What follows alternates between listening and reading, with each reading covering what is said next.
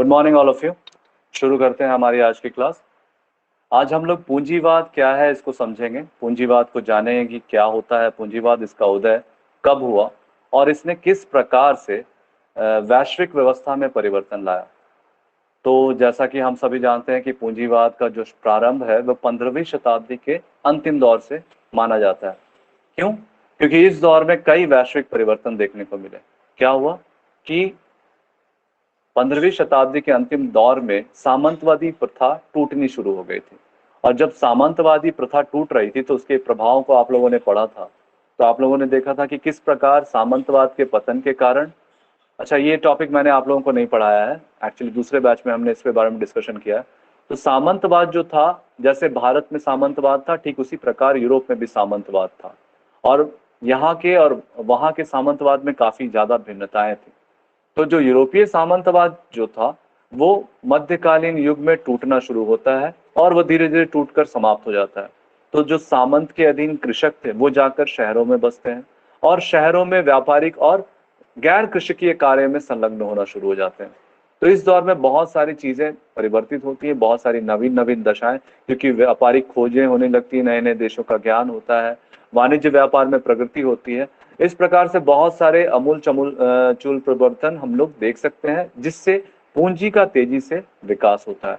और यही दौर जो था वो पूंजीवाद के नाम से भी जाना जाता है, क्योंकि आर्थिक संरचना जो थी काफी ज्यादा बदल गई। अब व्यापारिक वर्ग जो था वो इतना शक्तिशाली हो गया कि राजा से भी ज्यादा उसके पास संपत्ति होने लगी। इस प्रकार से पूंजीवाद का जो जन्म है वो सामंतवाद के पतन के पश्चात प्रारंभ हुआ एक ऐसी व्यवस्था थी जिसके कारण हम देखते हैं कि पूंजी का एकत्रीकरण प्रारंभ हुआ और इसने आर्थिक दशा को बहुत ज्यादा हद तक प्रभावित किया। और इसके फलस्वरूप दो महत्वपूर्ण प्रकार के वर्ग हम देख सकते हैं। एक हो गया आपका पूंजीपति वर्ग, जो व्यापारिक वर्ग का ग्रुप था। इस ग्रुप के पास बहुत सारा धन था, बहुत सारा पैसा था, क्योंकि उन्होंने व्यापार और व्यापारिक गतिविधियों में संलग्न होकर काफी ज्यादा पैसा कमाया था। और इसके कारण पूंजी की जितने भी साधन है, चाहे कारखाना हो, चाहे वो खेत हो या किसी भी प्रकार की चीजें हो, उन सभी चीजों में इनका काफी ज्यादा योगदान रहा, है ना।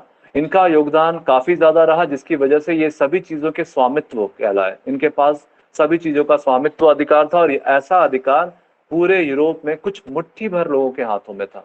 यानी कि कुछ लोग जो थे वो पैसे के, अपार पैसे के मालिक हो गए और उनके पास माने पूरे यूरोप की अधिकांश भूमि और उनकी संपत्ति उन्हीं के हाथों में थी। और दूसरा जो वर्ग बना वो सोशल वे, निम्न क्लास या लेबर वेजेस वर्ग हो गया, जो कि श्रमिक वर्ग था, जिसको अपना जीवन निर्वाह और जीवन संचालन करने के लिए भी उनके पास मिनिमम पैसे नहीं थे। वो खान पीना भी नहीं कर पा रहे थे क्योंकि उनके पास पैसे ही नहीं थे। तो उनको अपनी आजीविका के लिए क्या करना पड़ता था, उनको श्रम पर निर्भर करना पड़ता था और वे पूंजीवादी लोगों के यहाँ काम करके वो अपना किसी प्रकार से जीविकोपार्जन कर रहे थे। तो इससे दो सामाजिक खाई देखने को मिलती है, एक पूंजीपति वर्ग की और दूसरी जो मिलती है वो थी श्रमिक वर्ग की। और श्रमिक वर्ग अपने जरूरी आवश्यकताओं यानी जीविकोपार्जन करने के लिए भी श्रमिक वर्ग जो था पूंजीपति वर्ग का जो हम कह सकते हैं कि उस पर आश्रित था, उस पर निर्भर था। तो इस तरह से दोनों वर्गों के बीच में खाई उत्पन्न हुई। और इसके द्वारा जब पूंजीपति वर्गों ने बड़े बड़े कारखाने स्टैब्लिश किए, बड़े बड़े उद्योग धंधे स्थापित किए, तो उन उद्योग धंधों को, उन लोगों को काम कराने के लिए लेबर्स की आवश्यकता पड़ी, यानी यही श्रमिक वर्ग। जब ये श्रमिक वर्ग आपस में जब आने लगे, जब उनके यहाँ काम करने लगे, तो पूंजीपति वर्ग जो थे वो ज्यादा से ज्यादा उत्पादन करने लगे और अधिक से अधिक उत्पादन करने के कारण उनका पूंजी जो था वो लगातार बढ़ता चला गया। और जब पूंजी एक वर्ग के हाथ में आता है तो स्वाभाविक है कि वो निम्न वर्ग का शोषण करता है।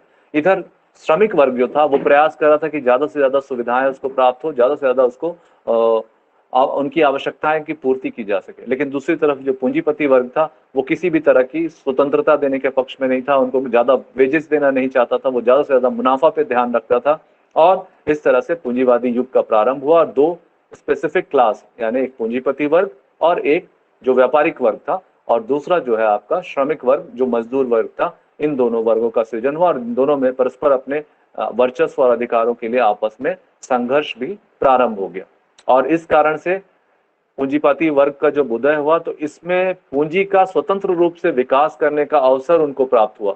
ठीक है, यानी कि उनको किसी भी प्रकार से पूंजी, जैसे हमने बताया ना कि जब विश्व दो धड़ों में बट गया विश्व युद्ध के बाद, द्वितीय विश्व युद्ध के बाद, एक पूंजीपति वर्ग और एक साम्यवादी वर्ग, ठीक उसी प्रकार से आप ध्यान दीजिएगा जो पूंजीपति वर्ग था उसको स्वतंत्र रूप से अपने पूंजी का विकास करना संभव हो पाया, अर्थात उसको किसी प्रकार के दबाव नहीं थे, वो किसी प्रकार के बंधनों में नहीं थे, सरकार उस पर किसी भी प्रकार का हस्तक्षेप नहीं लगाती थी। लेकिन उनकी एक समस्या थी कि उनको ओपन मार्केट में जाना पड़ता था। अगर मान लो कोई एक फैक्ट्री लगाया है, सपोज पेन की फैक्ट्री, तो वो 5 रुपए में मैन्युफैक्चर कर रहा है, तो दूसरा पूंजीपति जो है वो 4 रुपए में एक पेन को बेचेगा, तो स्वाभाविक है कि 5 रुपए वाला जो था वो दब जाएगा। तो यहाँ पे इसको हमेशा प्रतिस्पर्धा देखने को मिली, लगातार प्रतिस्पर्धा का माहौल हो गया और वो जो था वो वैश्विक प्रतिस्पर्धा में आ गया, यानी जो क्षेत्रीय स्तर पर प्रतिस्पर्धाएं होती थी वो अब वैश्विक हो गई। इस प्रकार से अगर हम पूंजीवाद की विशेषताओं को समझेंगे तो इसकी मुख्यतः 3 महत्वपूर्ण विशेषता दिखाई देती है।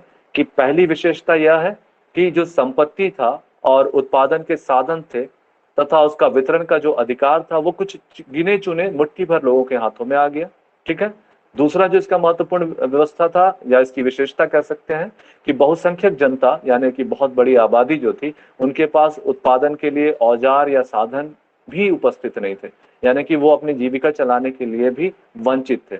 और तीसरी जो महत्वपूर्ण विशेषता है वह है कि जो आबादी है इनको अपनी आजीविका के लिए, अपना जीविकोपार्जन करने के लिए अपना श्रम को बेचने के लिए मजबूर होना पड़ता था और ये जाकर पूंजीपति के यहाँ काम करते थे। ये पूंजीवादी युग की महत्वपूर्ण विशेषता मानी जाती है। अब इसके उदय के कारणों को हमें समझना है। तो जैसा कि हमने पहले ही चर्चा किया कि यूरोपीय इतिहास में जब मध्य युग का दौर था तो उस समय सामंती अर्थव्यवस्था हुआ करती थी और सामंती अर्थव्यवस्था में कृषकों का जबरदस्त शोषण हो रहा था क्योंकि वह कृषकों के शोषण पर ही आधारित थी। जैसे हम भारत में सामंतवादी व्यवस्था देखे थे कि यहाँ सामंत क्या करते थे, कृषकों का शोषण करते थे ताकि वो अधिक से अधिक पैसे जमा कर सके, ठीक उसी प्रकार वहां के भी सामंत कृषकों का जबरदस्त शोषण कर रहे थे। तो यहाँ पर जो उत्पादन होता था और उसमें उपभोग जो था वो दोनों स्थानीय स्तर पर हुआ करता था, यानी कि जिस क्षेत्र में वह उत्पादन हो रहा है कृषि उत्पादन उसका स्थानीय क्षेत्र में ही उपभोग होता था। लेकिन आगे चल करके जब सामंती अर्थव्यवस्था जब जो पूरी तरह से कृषि पर आधारित थी जब उसका पतन होना शुरू होता है तो कई उसके प्रभाव देखते हैं। एक भौगोलिक खोज होता है, तकनीकी प्रगति होती है, मुद्रा का प्रचार प्रसार बढ़ता है और शहरों का उदय होता है और इन सब कारकों से मिलकर पूंजीवाद के विकास का शुरुआत होता है, यानी यहीं से पूंजीवाद की नींव मानी जा सकती है। और पूंजीवादी व्यवस्था में हम लोग देखते हैं कि अधिकाधिक लाभ का जो उद्देश्य होता है कि पूंजीपति क्या चाहता है कि हमारी पूंजी ज्यादा से ज्यादा बढ़े, हमारा पैसा बढ़े, इसलिए वो उद्योग धंधे स्थापित करता है और उसमें कम से कम लेबर कॉस्टिंग पर लेबर को काम करवाता है।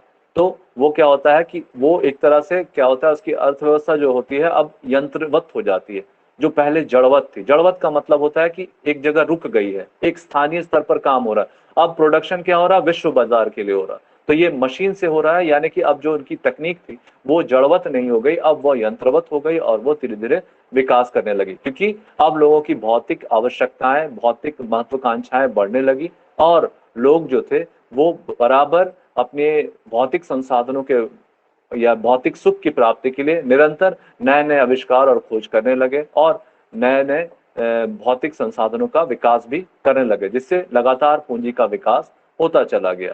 और जब पूंजी का बहुत ज्यादा विकास होता है तो फिर बैंक स्टैब्लिश किए जाते हैं, बीमा कंपनी बनाई जाती है, संयुक्त पूंजी के उपक्रम यानी बहुत सारे बिजनेसमैन एक ग्रुप बना करके एक नए कंपनी का सूत्रपात करते हैं। तो इस तरह से पूंजीवाद का तेजी से ग्रो होता है। अब पूंजीवाद का सबसे तेजी से जो ग्रो हुआ वो शुरुआत कहाँ से हुआ? पूंजीवाद का शुरुआत होता है ब्रिटेन से। क्यों? क्योंकि ब्रिटेन की जो भौगोलिक बनावट है वो तीनों ओर समुद्र से घिरा हुआ क्षेत्र है, यानी वो एक आइलैंड यानी आइलैंड का द्वीप है और उस क्षेत्र में कोई भी व्यापारिक गतिविधियां जो होती हैं वो समुद्र के मार्ग से होती थी और समुद्रिक मार्ग से होने की वजह से उस पर किसी भी तरह से बाहरी आक्रमण नहीं हो सकता था और आसानी से बाहरी आक्रमण करने के लिए कोई भी विदेशी यात्री जो विदेश से जो भी फौज आती उसको समुद्र मार्ग से ही आना पड़ता और उसको आसानी से ब्रिटेन वासी अपने क्षेत्र से वहां पर उसको वार करके उसको समाप्त कर देते थे, यानी कि वो अपनी रक्षा और सुरक्षा को लेकर बिल्कुल भी चिंतित नहीं था। इसकी वजह से उसने अपने पूरा ध्यान जो है अपने औद्योगिक विकास पर लगाया, उसने नए नए यंत्र का निर्माण कराया और बड़े बड़े उद्योग, जहाज बनाए, नए नए देशों की खोज की, वहां से जाकर अपने कच्चे माल और तैयार मालों को बेचने का शुरुआत की। और इसके कारण उसकी जो भौगोलिक बनावट थी, उसकी जो विशेषता थी, उसकी वजह से ब्रिटेन में बहुत तेजी से पूंजी का एकत्रीकरण होने लगा और तेजी से पूंजी बनाने लगी, जिसकी वजह से वो और ज्यादा पैसा बनाने के लिए बैंक, बीमा या संयुक्त पूंजीवादी कंपनी, इस तरह की चीजों को बनाते हुए आगे बढ़े और इस तरह से इसको पराकाष्ठा पर ले गए, जो आगे चल करके साम्राज्यवाद के रूप में फलीभूत हुआ। जब हम देखते हैं कि ब्रिटेन अपने उपनिवेश बनाने लगा, वहां से कच्चे माल लेता था और अपने तैयार माल को वहां बेचने लगा और उससे मुनाफा कमाते हुए वो काफी तेजी से उसका विकास करता चला जाता है। इस प्रकार से कुल मिलाकर हम देखें तो पूंजीवादी व्यवस्था जो है वो आधुनिक युग में प्रवेश का सूचक मानी जाती है, क्योंकि सामंतवादी व्यवस्था के टूटने के बाद जो यूरोपीय व्यवस्थाओं में जो परिवर्तन घटित हुए, उन्हीं परिवर्तनों के परिप्रेक्ष्य में हम देखते हैं कि भौगोलिक खोज होते हैं।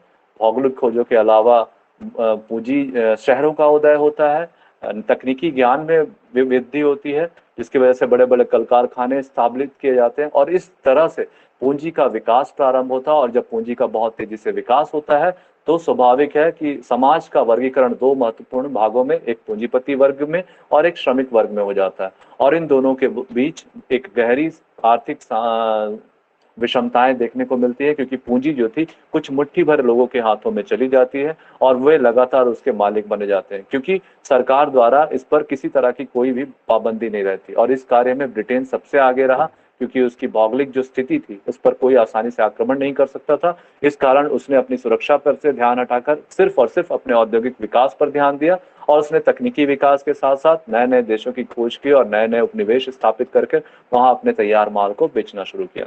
इसकी वजह से पूंजी का जो लगातार वृद्धि होती गई, उसकी वजह से बीमा कंपनी, संयुक्त कंपनी और विभिन्न प्रकार के बैंकिंग सेक्टर्स का भी उदय हुआ और इस प्रकार से पूंजीवाद आगे चल करके साम्राज्यवादी स्थिति को पहुंच जाता है और जो बहुत सारे यूरोपीय देश थे अपने अपने साम्राज्य स्थापित करने लग जाते हैं। यही उसका अंततः परिणाम हम देख सकते हैं। ठीक है, इस प्रकार से ये टॉपिक मेरा यहाँ अभी समाप्त हो जाता है। मैं फिलहाल इसे बंद करता हूँ।